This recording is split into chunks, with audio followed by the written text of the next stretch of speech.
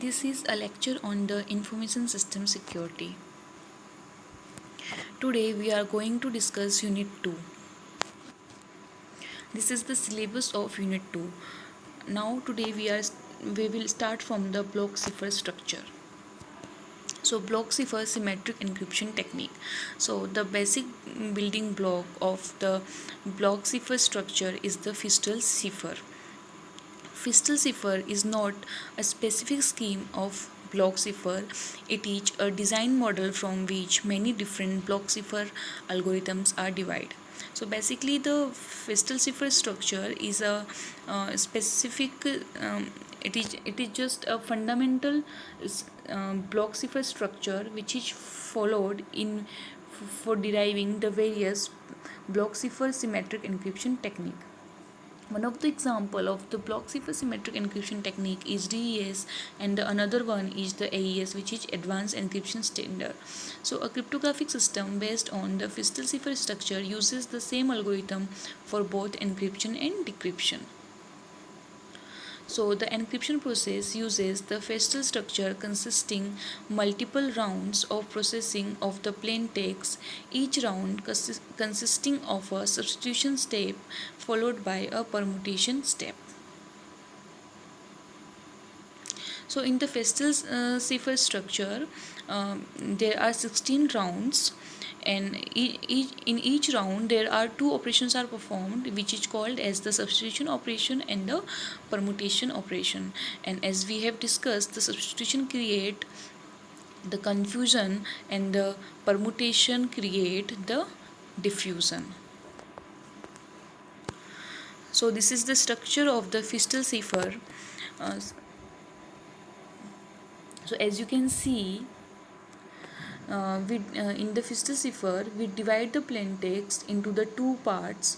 So the size of the plain text is generally 64 bit. Now we divide this plain text into two parts, the half left part and half right part. So on the right part of data we apply a round function. Okay, this is basically an encryption function using a key which is different from the other different from the keys for the other rounds. Means in each round we take a unique key for encryption. So the key is applied on the half of the data and encryption is performed. Then the output of this round function is XORed with the left half of the data. Now the now the output of this XOR operation is transferred to the right half, and the right half data is transferred to the left half. Now we perform the second round on this transferred data. Means the for the next round the right half of the data becomes the left half, and the left half data, the output of the XOR operation on the left half becomes the right half data for the next operation, and this process continues till the 16 rounds.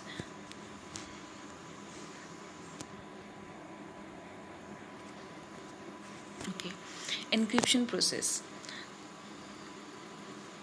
So as we have discussed, the input is divided into two halves that can be denoted as the left and the right half. In each round, the right half of the block R goes through the unchanged, but the left half L goes through an operation that depends on R and the encryption key. First we apply an encryption function F that takes two input, the key K and the right half data. The function produces an output which is then XORed with the left half of the data. Now in the permutation step, at the end of each round, swap the modified left and the unmodified right data. Therefore the left of the next round would be right of the current round, and the right of the next round be the output L of the current round. Above substitution and permutation steps form a round. The number of rounds are specified by the algorithm design. Okay, so when we derive different algorithm using this Fistel-Zipher structure, then the number of rounds will vary based on the algorithm. Once the last round is completed, then the two sub blocks right and left are concatenated in this order to form the ciphertext block. Now in the decryption process, the decryption process is just opposite of the encryption process. We apply the step in the reverse manner, and the key which is used in last in the encryption is applied first in the decryption process. The number of rounds used in the Fistel-Zipher depends on the desired level of security. So more number of rounds provide the more secure system, but at the same time more rounds means the inefficient slow encryption and decryption process. Number of rounds in the system thus depend upon efficiency security trade-off. Okay, so there is a limit in which we have to decide the number of rounds so that our security is also tight, and our system and our algorithm do not become too slow. Now, block cipher symmetric encryption technique. The first technique is the data encryption standard, and the second technique is the advanced encryption standard. So first we are going to discuss the data encryption standard. The data encryption standard is symmetric key block cipher published by the National Institute of Standards and Technology. So this DES is an implementation of a Fistel-Zipher. So it uses 16 round Fistel structure. Okay, the block size is the 64 bit, means the size of the plain text is the 64 bit. Though the key length is 64 bit, the DES has an effective key length of 56 bit, means we take a 64 bit data for the key, but we reject some 8 bits out of the 64 bit, and finally we are using the 56 bits for the key in the DES.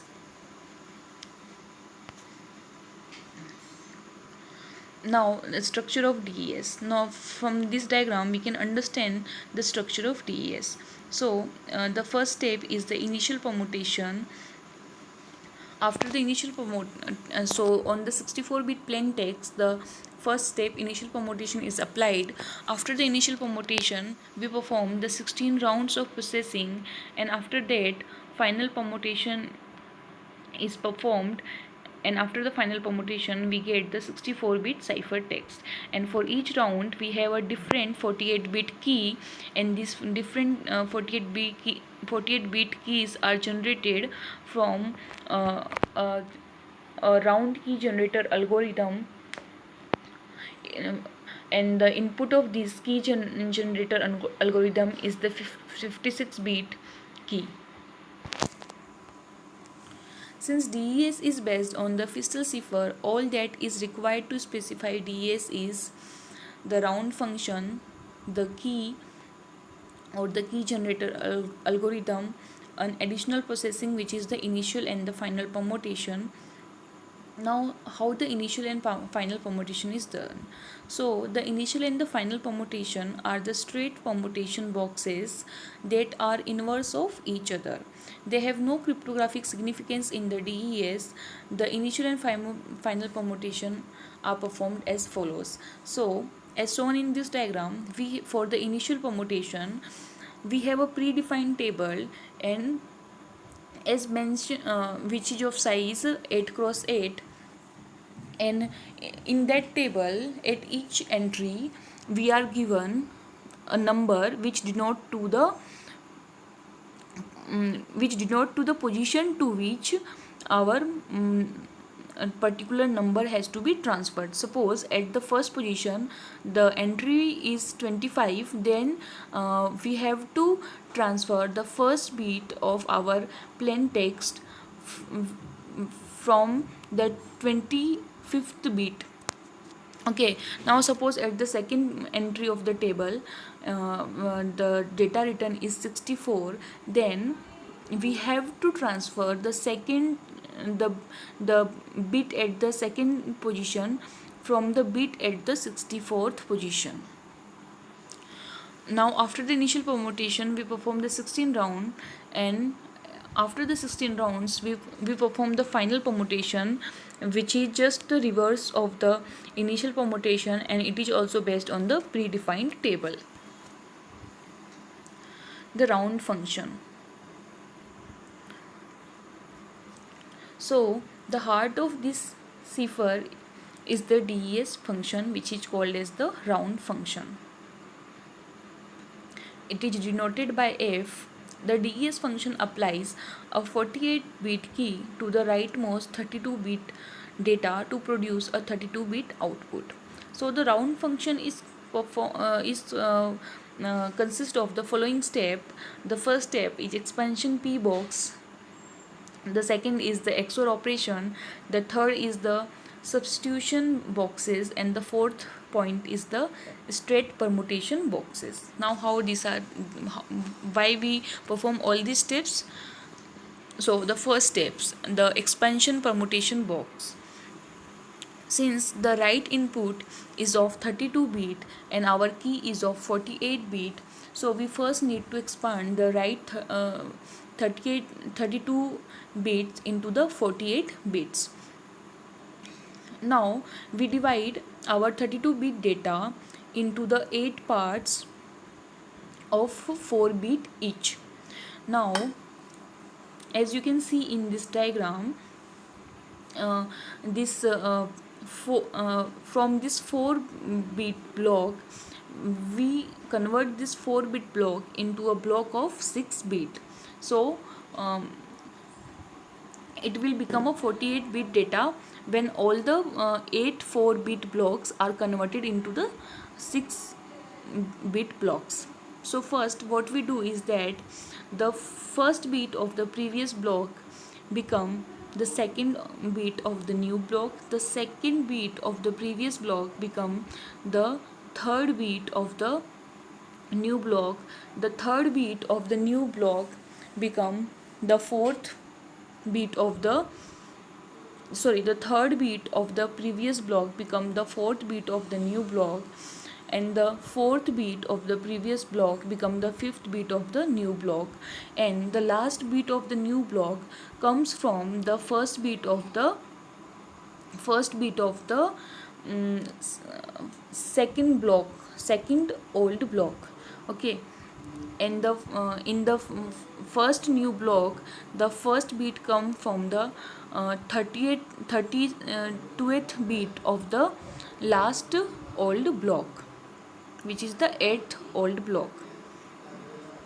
Now in this manner we convert all these blocks of 4-bit into the blocks of 6-bit, and now our data is converted into the 48-bit.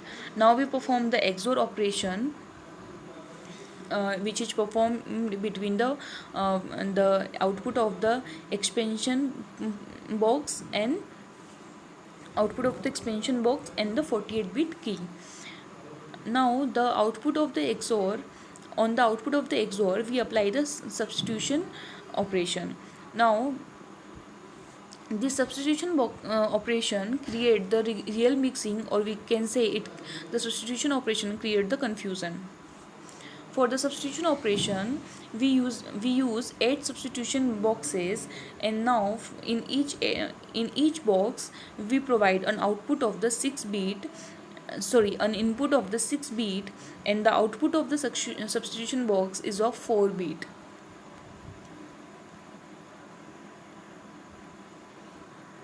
So as we can see in this diagram, we divide our data in which is of 48 bits into the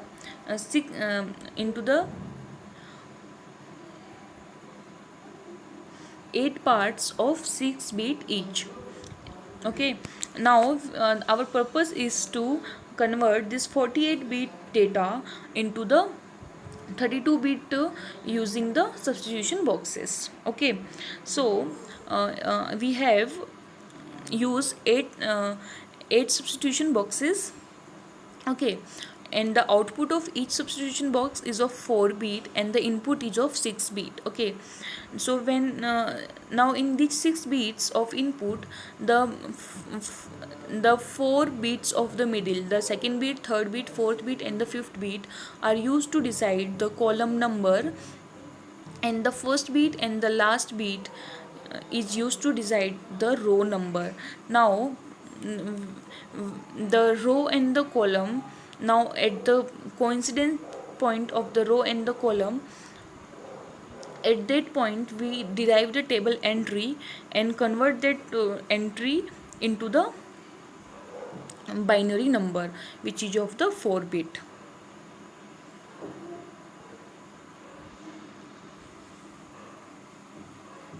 There are a total of 8 S box tables. The output of all 8 S boxes is then combined into a 32-bit section. Now on this 32-bit data from the S boxes, we perform the permutation operation.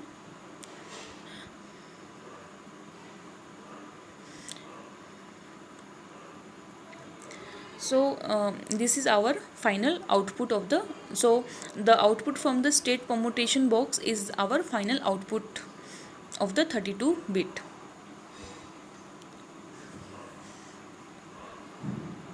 Now the key generation. So the round key generator creates 16 48-bit keys out of a 56-bit cipher key. The process of key generation is depicted in the following illustration.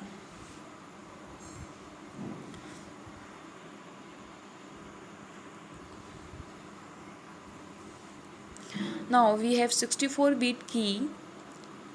From the 64-bit key, we drop the 8 bits.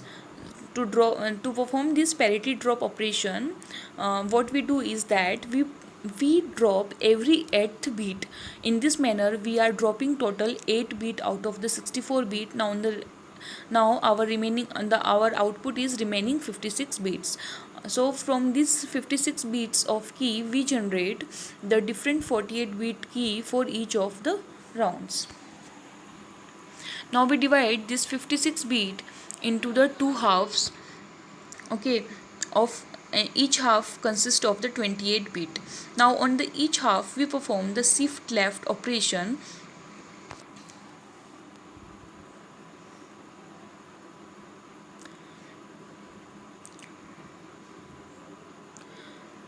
Now after performing the shift left, the output of the shift left is feeded into the compression permutation boxes. This compression permutation boxes compresses this 56 bit into a 48 bit by performing some permutation operation and give an output of the 48 bit, which is the key for a particular round.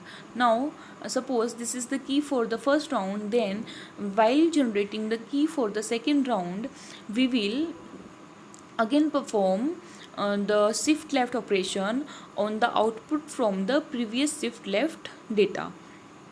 Now after performing the shift left, we will again feed the output of the shift left operation into the compression P box, and the compression P box will give a 48 bit unique number for the round 2, which is called as the key 2, by performing some permutation operation, and this will continue till the n rounds for which we want to generate the key. Now DES analysis. So the DES satisfy both the desired properties of block cipher. These two properties make cipher very strong. The avalanche effect and the completeness effect. So avalanche effect say that a small change in the plain text should result in a very great change in the cipher text. So DES follow this property, and DES also follow the property of completeness. So each bit of the cipher text depends on many bits of the plain text. During the last few years, the cryptanalysts have found some weakness in the DES when keys selected are weak keys. These keys shall be avoided.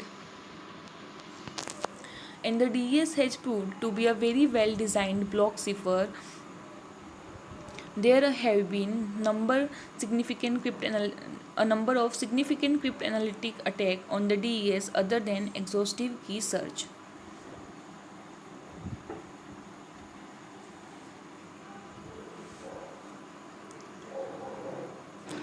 So the speed of the exhaustive key searches against the DES after 1990 began to cause discomfort among the user of DES. However, user did not want to replace the DES as it takes an enormous amount of time and money to change the encryption algorithm that are widely adopted and embedded in the large security architecture.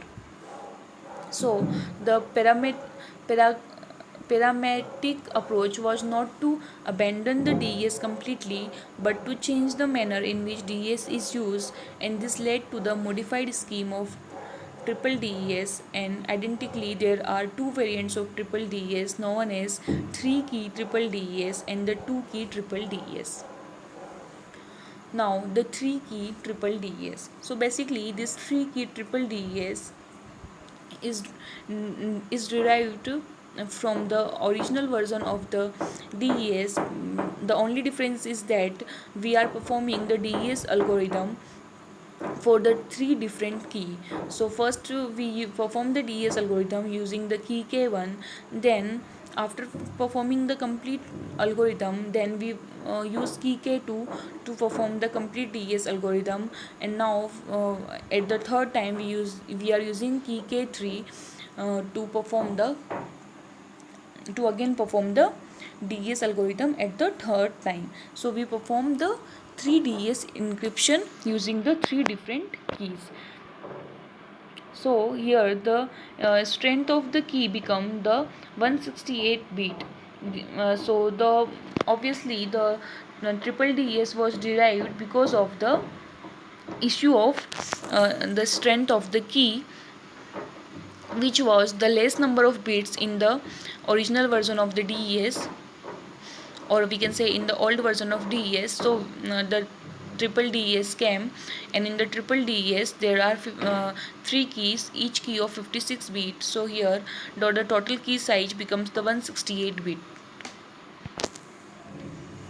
Now to perform the decryption in the triple DES, we perform this algorithm in the reverse manner, and we apply and first we apply the key K3 for decryption, then second time we apply the key K2, and then finally we apply key K1. Now the triple DES with only two key. Now here the only difference is that the K3 is replaced by the key K1. So first we encrypt the plaintext block with the key K1, then we decrypt the plaintext block with the key K2, and finally encrypt with key K1 again. Therefore the DES has the key length of 112 bits, because here we are only using the two keys, but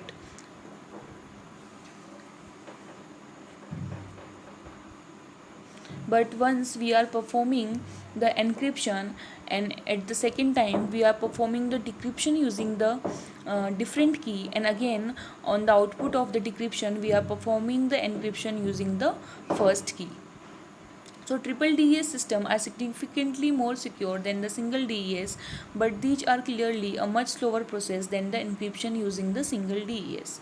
So a replacement of DES was needed as its key size was too small with increasing computation power, so it was considered vulnerable against the exhaustive key search attack. So triple DES was designed to overcome this drawback, but it was found very slow. So after so because of this vulnerability in the DES, we came to a new algorithm, which is the advanced encryption standard, and we will discuss this in the next lecture. Thank you.